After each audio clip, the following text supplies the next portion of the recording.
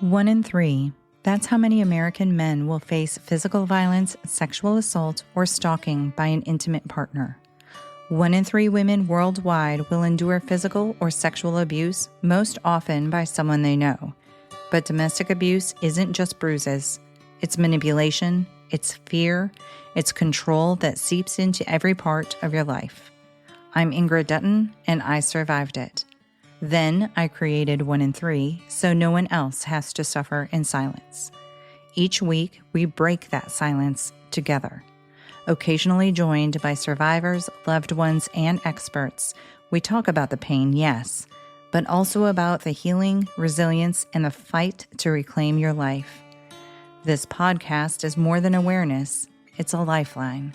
And a reminder, you are seen, you are heard, you are never alone. Search for 1 in 3 wherever you get your podcasts, because every voice matters and every story deserves to be heard.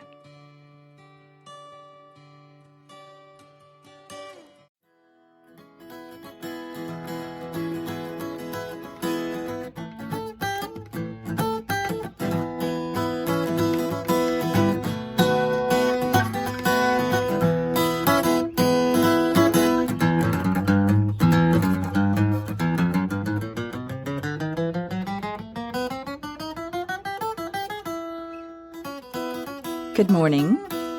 Good morning, sister. I'm Jessica. Oh my gosh, we haven't done that. No, I don't think we have. Ingrid is going to be reading the situation that was submitted to us. Anonymously. Part 2. Yes, this is part 2. And go give all the stuff.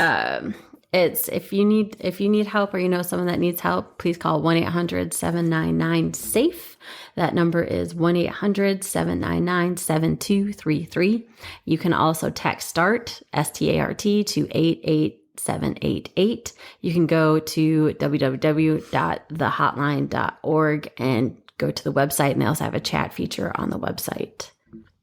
And trigger warnings. This is a story about domestic violence, which can include emotional, physical, or sexual abuse.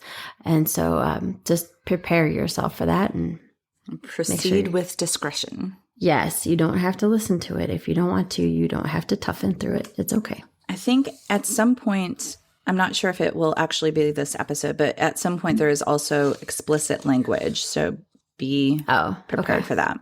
Okay. Okay, so I'll just sort of recap. Part 1, we start learning about their relationship, and she had noticed a few red flags at first, and those are becoming a little bit more apparent. But that's it. Okay. And those had become a little bit more apparent. Okay, so the last... go ahead. Yeah, okay. So the last part is him telling her, she's kind of saying what will happen later, that he would say, remember that time you told me not to come to soccer practice? That's when I decided I was going to start talking to her. I felt so lonely that night. I just wanted you, but you didn't want me. And it wasn't right, but I looked elsewhere for the love and attention. I don't ever want to do that again. It's not me, never has been. I hate what you made me do. He's really good at taking ownership of his behaviors. It's not me. I hate that you made me do this. He's a role model. Yes. Okay, here's part 2. I later found out he started a 7-month relationship with a friend I had introduced him to. He sucked her in like he did me, convinced her we had broken up, convinced her to hide the relationship from me because I was crazy, and he was worried about what I might do to her if I found out they were together. Total pattern. Right. Mm-hmm. She told me it felt off, but she was going through a terrible situation with her ex and was in a bad place mentally, and chose to believe him and go with it. He gave her attention and love. She and I have actually patched things up, shared stories, and she has become one of my biggest supporters through recovery from this mess.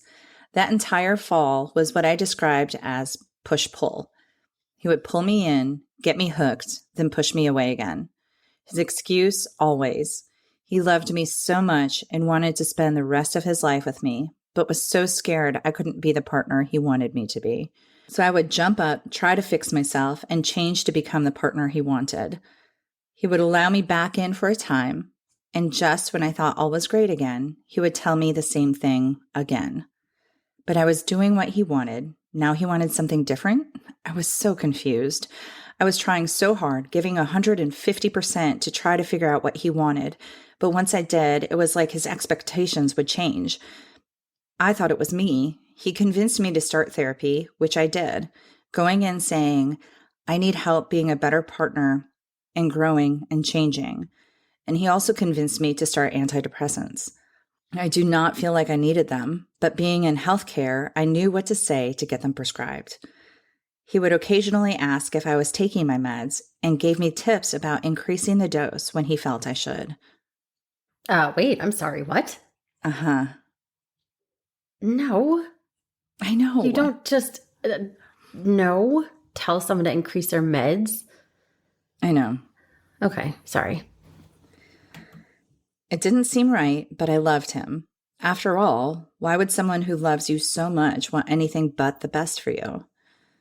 He had a work trip around that time that I was going to attend with him. I got my parents to watch my kids. I packed up. My parents packed up and came to my house with a week's worth of dinners made.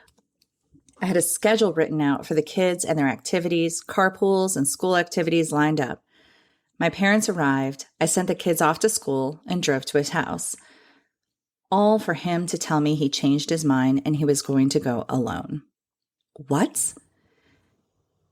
Wow. What, same day? Yeah. All of this, Wow. her parents show up at the house. She has everything ready to go. She drives over for them to leave on their trip, and he said he's going alone. What? He said he has realized I don't give him enough love and attention and can't ever be the partner he wants, that the kids won't all jive together, and he doesn't want to go away for a week because he knows it will make him love me and want me more. So he needs to go alone. I cried and begged. My parents were already there. What was I going to tell them? After hours of a circular argument, mainly him lecturing and me begging and crying, he left alone. He promised me he would think about it on the drive there and then decide if he wanted me to come later. Later came, and he started texting me like all was normal and he was supposed to be there alone, telling me about his evening, how much he missed me, etc. I asked if he wanted me to come then because I would really like to be there too. And his response, not now. I was going to ask you to come, but since you are being so pushy about it, now you can't. After that, he literally... How convenient. Uh-huh. Yeah. After that, he literally went silent. He refused to answer my calls, texts, or any other form of communication for the next few days. I was beside myself. What had I done? He came back into town and started texting like nothing ever happened. The silent treatment of narcissism. So I wonder if that's exactly what he did to his ex-wife when he said that she'd come over begging and all that stuff. Like he would lead her on and then, drop a ball. Yeah. I mean, like, what did you say? Repetitive behavior? I don't know what I said. I'm talking. Listeners, can you tell us what Jessica said? Shout it out. I probably did say repetitive behavior, maybe. I don't know. Everyone yell it really loudly right now. Okay. Okay, that's what it was. Thank you. November came and my friends were getting married out of state and my kids were in the wedding. He was set to come with me. In the weeks leading up to the trip, he would change his mind about going several times. I would beg and plead for him to please come, and then he would give in and say he was coming, only to change his mind again several days later. He was set to fly up after work, and I was driving. He never got on his flight. He told me he had a headache and wasn't coming. I was devastated. I can understand a headache, but I had never known him to have a headache before. This was supposed to be a nice weekend with all of us. I had even changed from a hotel to a multiple room cabin because he was coming. We still tracked each other's location, and that night I noticed he was out at a bar. Just a couple hours later. I also noticed a run come up on his Garmin app. For someone with a headache, he was out running and at a bar less than 2 hours after he told me he wasn't coming. I was livid. The next morning, I called him and poured into him. What were you doing? Why did you lie to me? I'm here alone and you're out running and going to bars. His response? I was going to fly up this morning, but now I'm not because of how you just handled that situation. You just called me up and immediately started yelling at me. You didn't even give me a chance to explain, so now I'm not coming. Again, turning it onto me. How I handled it. That is something that would happen over and over with anything I brought up. I finally stopped bringing up any concerns or issues because it would eventually be turned on to me after hours of circular, going nowhere conversations. If I brought an issue up immediately after I found out about it, it would be, this is not the right time. You need to sit down and ask to speak with me. So then I would ask permission. Right. But So then I would try the next time and wait. Can we sit down and talk about something? Once he said yes or gave me permission, as he liked to say, when I brought up my issues, it would be shot down saying it must not have bothered me that much because I waited to bring it up. If I really cared, I would have brought it up when I noticed it. He even said this for cheating.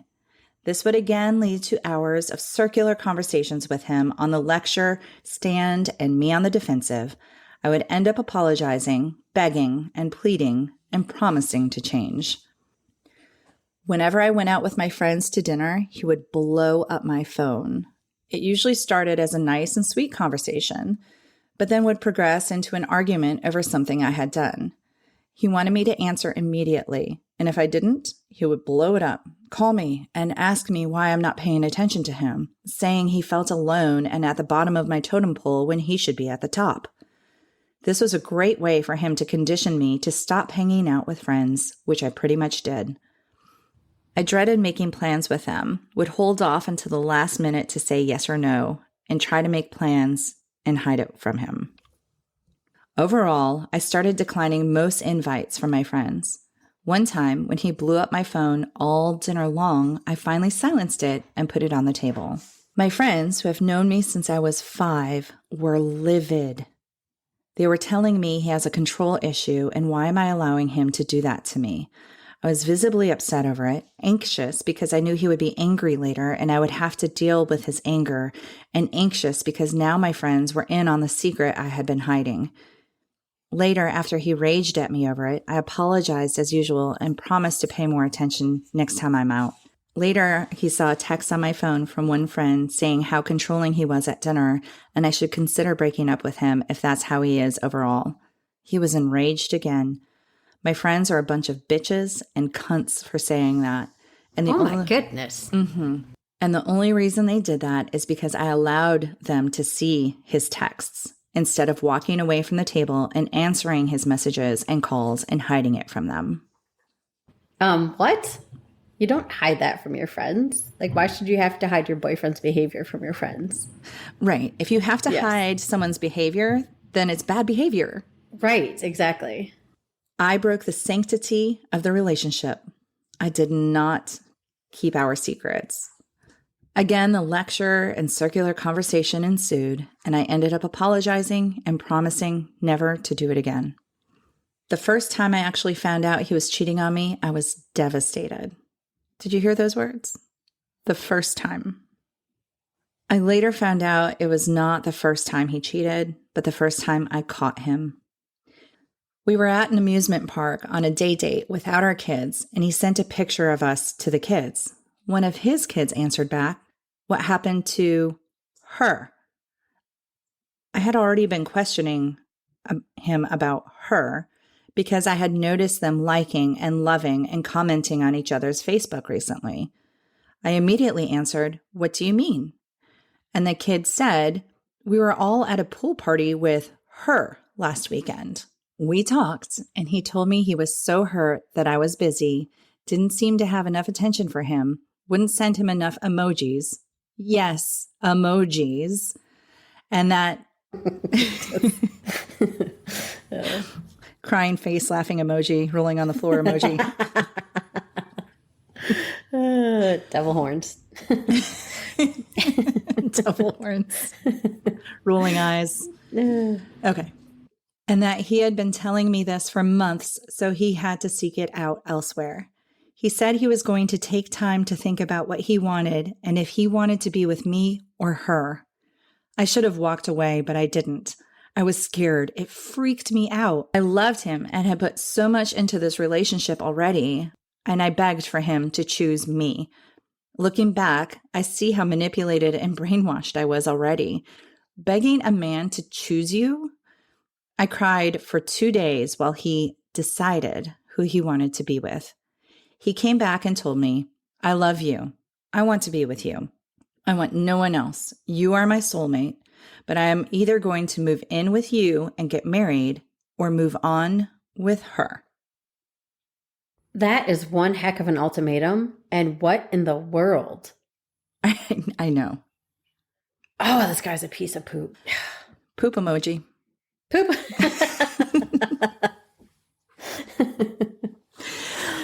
Listen, we are not making light of this situation. Good God, no. It's a very dark situation, and it's definitely clearly abuse. We're just, it's kind of ridiculous. The emoji thing, absolutely. Yes. Mm-hmm. And she nailed it when she said she was totally brainwashed and manipulated. Like, he's done a very good job of doing that to her. Well, and he took his time doing it. It wasn't like he started the relationship with this kind of behavior. Right, exactly. Lured her in. Mm-hmm. Yeah. Again, I panicked. I said, okay, let's move in. And we bought a house together. Yes, I bought a house to fix his cheating. I feel so bad for her. Once we bought the house, the discussion of what to do with our other homes came up. He was going to sell his house and wanted me to sell mine.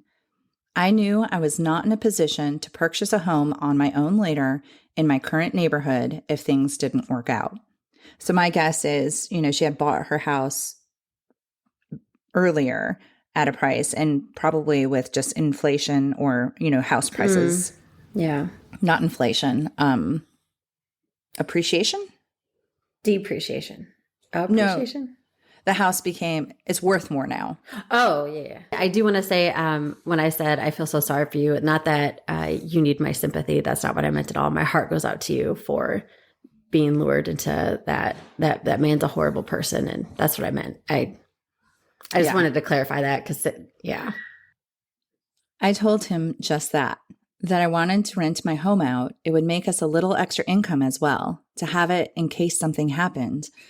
I'm a single mom with 3 boys to think about, and if things didn't work out, after all, 70% of second marriages end in divorce, I would have my home to move back into. His response? Oh, go ahead. Is that actually a stat? I didn't know that. I think it is. So, okay, wait. So like 50% of first marriages end in divorce, but your second marriage, you got a 70% chance? Yeah. I don't know if that 50% one is still accurate. I think that's an old one from like the 90s. It's probably worse. You think so? Yeah. I don't even know. Well, okay, well, you talk. I'll look. Okay. Okay. I would have my home to move back into. His response? Then we aren't going to be together at all. I don't want to make it easy for you to leave. That gives you an easy out. Oh my gosh, this guy. Oh, I hate him. I know. Maybe some could see it like that, but I felt I was being realistic and thinking of my children and their needs. I didn't want to have them move across town or into an apartment if things did not work out eventually, which would be the case if I did not keep my home and rent it. He said, then we aren't going to be together. He will pursue the other relationship since she was still texting him. I panicked again. Okay, I will sell my house. My gut was screaming, no. But then I thought it was me, always me. He told me it was me. He would take care of me if only I could marry him, move in, and be a family. Before I could ever move in or sell my home, I found out he had cheated in the past prior to what I knew about, and then he cheated on me again. I never moved in. We sold the house a year later, but stayed together. I loved him. Jeez. So researchers estimate that 41% of all first marriages end in divorce. And then it says 60% of second marriages end in divorce. So I misunderstood that statistic earlier, that 70% end in divorce. I was thinking that 70% make it. That's what I was thinking in my head. Oh. Yeah. I was wrong. Oh, okay. Yeah. Aw, such an optimist. I was so pretty for a second. I do want to say, though, that it is lower than 50, at least. No? Well, yeah, Tebet. Way to go. America. People. America. I do want to interject here that thank God her mom drive kicked in and she was thinking about her kids of what am I going to do if it doesn't work out and I have 3 kids. Mm-hmm. He would eventually cheat on me 7 times that I know of. Oh my goodness. Mm-hmm. What a piece of crap. Mm-hmm. Okay, sorry. His kids were always involved in the cheating. They would hang out with myself. I know. That's even worse. He would involve his kids with it? Awful. Yeah, listen to this. They would hang out with myself and my kids one day, then the other women and her kids the next. How many secrets did he have to ask those poor kids to keep? And they're not going to know what a good relationship looks like. They're going to think it looks like that. The hope is that their mom is a strong influence and a strong person. Mm-hmm. True. He's currently with the 7th woman he cheated on me with. When I look back at a calendar from a year or 2 on, right after his ex-wife started dating again, he almost always had a woman in the background in some form or another. A couple, he said, weren't cheating because it was just texting and running and working out, yet he hid them from me for months while he got out of bed with me in the morning to meet her for a run or spin class. What did you say earlier? If you have to hide the behavior, that's wrong behavior. Right. Mm-hmm. Because that could be an innocent thing in the right relationship. Right. That you could share with your partner. This is my workout partner. Right. We're going for a run together. We're going to spin class together. Right. I'm in a stable, strong relationship. She is or isn't, but she knows that my relationship is strong. Mm-hmm. Exactly. There's trust flowing back and forth. Mm-hmm. Mm-hmm. He gave me 2 STDs. Oh, gosh. I know. That poor... No, sorry. It's not sympathy. It's, oh, God, that guy's such a dick. Okay, so that kind of seems like a good cliffhanger maybe to end this episode on. What do you think? STDs? Yeah. Great. Always a good spot to end. We talk about those quite a bit. Okay, so, all right, so we will end this episode here. We will pick up again with part 3 tomorrow morning. And I do, one thing I also hope is that what you hear from this woman's circumstance is that will help you identify some of those red flags and behaviors that should be concerning and you should 100% pay attention to. So I think it's great that both these women decided to share their stories because it's helping others be like, oh, okay, that's not a good thing. Oh, okay. I should be cautious of that. Well, one of these women said, I'm doing this for me. I'm not doing it for him. I'm not doing it to get back at him or to trash him, but I'm doing it for myself and anyone else that's going through this. Mm-hmm. Yeah. Or anyone giving education to women that haven't been through that can as well. Yeah. And again, that being said, this does happen to men. I was just going to say that exact same thing. And we don't have any situations from men to share right now. And, possibly it may even be underreported. I know with the statistics, it may be more frequent than what we know because men have a little bit more of a machismo, they don't necessarily want to. Well, there's a stigma saying that if you're wife or a spouse hits you or, you know, beats you down or berates you. Like there's a stigma to it, being that vulnerable man. Yeah. I think that's what you're trying to say. Yes, it is. Yeah, and it does. And it happens like in same-sex marriages. It happens in a lot of those. We just didn't have any examples of those. Right. And, another thing I did want to say, how he's the cycle of power wheel, I think we talked about that had the different types of.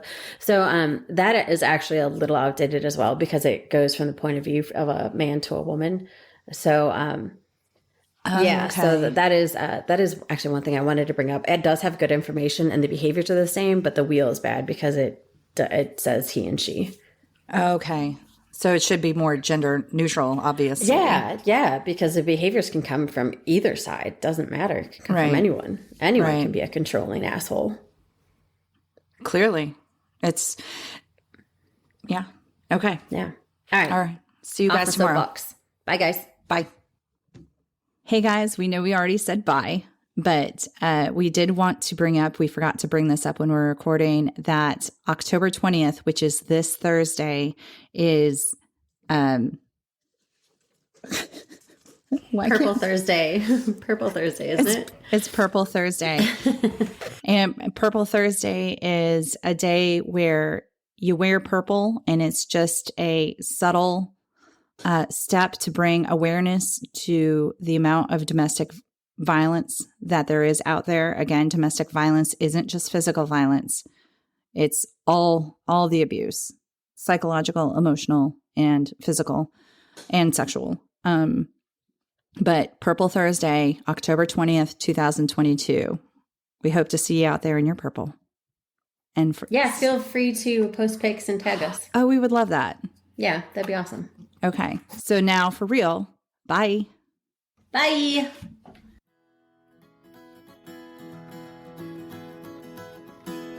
If you would like to reach out to us or submit your situation, please contact us at anothersituationpodcast@gmail.com or find us on Instagram at Another Situation Podcast. We're also on Facebook at Another Situation. Another Situation is produced and edited by Point 5 Pinoy. Music is written and performed by Tim Crow.